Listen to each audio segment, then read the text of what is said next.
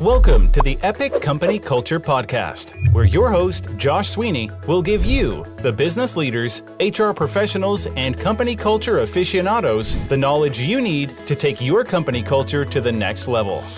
Hello, my name is Josh Sweeney, and welcome to the Epic Company Culture Podcast. Today, we're going to talk about how money isn't everything, and we're going to use one of my favorite shows at the moment, Billions, to explain a little bit about the situation that they go through on the show during Comp Day. And from there, we'll get into the aspect of money as well as the point in time in which you're doing your reviews in this show. And in this episode, we're going to talk about annual reviews and how that works out. Before I get started, I would like to thank Prototype Prime for this amazing podcast space. Prototype Prime is a technology co-working space in Peachtree Corners, Georgia. So if you haven't checked them out, please do. So getting back to the topic, first I'm going to tell you a little bit about the show Billions. So Billions is a show about a hedge fund manager and a hedge fund called Axe Capital. And Bobby Axelrod is the hedge fund owner. And this, in the recent season, I think it was in season 3, episode 11, it was Comp Day. And during Comp Day, they bring each one of their traders into the office to do this one-on-one, very ad hoc style compensation meeting. Now, this is the hedge fund space, so they're squabbling over $1 million or $2 million or $15 million bonuses. So it's probably a good day at the end of the day for them, no matter what. In that, there's a few different characters that come in, and you get to really see the culture of the business and other aspects of the compensation and how they come into play. Because you would think with the number of people that they're bringing in, this type of people, the industry being finance, that most of them are going to be driven financially, and they are. But you also get a sense of the other aspects of the job and of the role that weigh on their conscience each day and that make that a good working environment for them. So the first person we're going to talk about is Taylor. So recently in this season, Taylor took on a ton of work and really kept the hedge fund afloat while Axe was out. And Taylor came in and told Axe that they wanted I think it was a $50 million bonus that year. And Axe says, 15's all I'm giving. And that's way more than, I've given to anybody else this early in the process and all of these different things. So they have a little bit of a tiff back and forth around whether it needs to be 50 or 15. He's not willing to budge. In that conversation, Taylor says that they're ready to help lock down the raise. So Taylor wants to be part of that new raise, and then Axe responds that Taylor's not going to be part of it. And in the show, you can visually see kind of the energy drain from Taylor. So obviously, other than the financial impact of not meeting the requirements that Taylor was looking for, Axe also took away this engagement portion of what Taylor wanted to be a part of.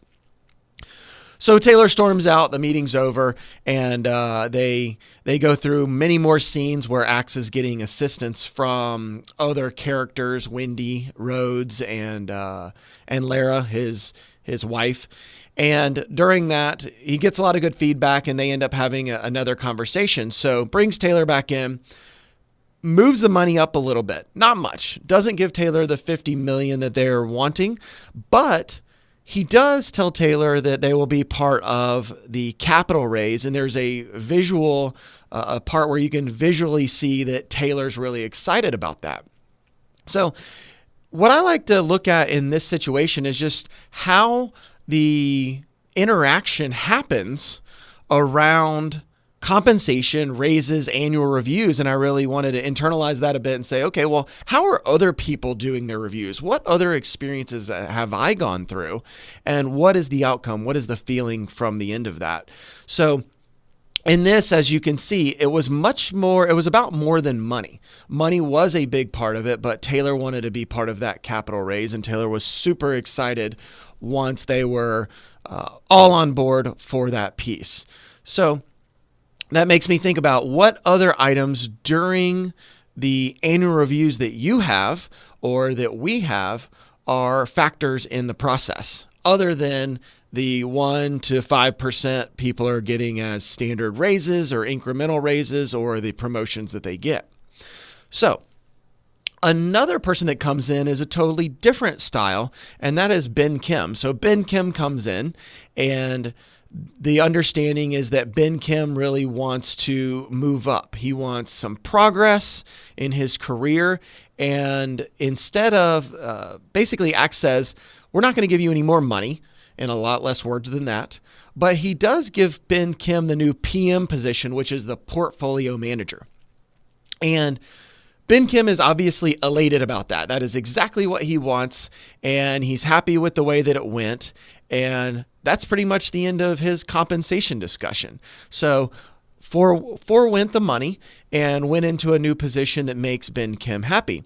So again, it's about more than money during the annual reviews that each person has in their organization. Mafi, a third character in there, is along the same lines, where he gets a substantial raise. It's his personal best, Mafi's personal best raise, and he's excited about that. And then they don't really show a whole lot more around Mafi. So in this episode, I really just like digging into that and looking and saying, okay, now this is a fictional situation, but many of our situations in our businesses are very similar.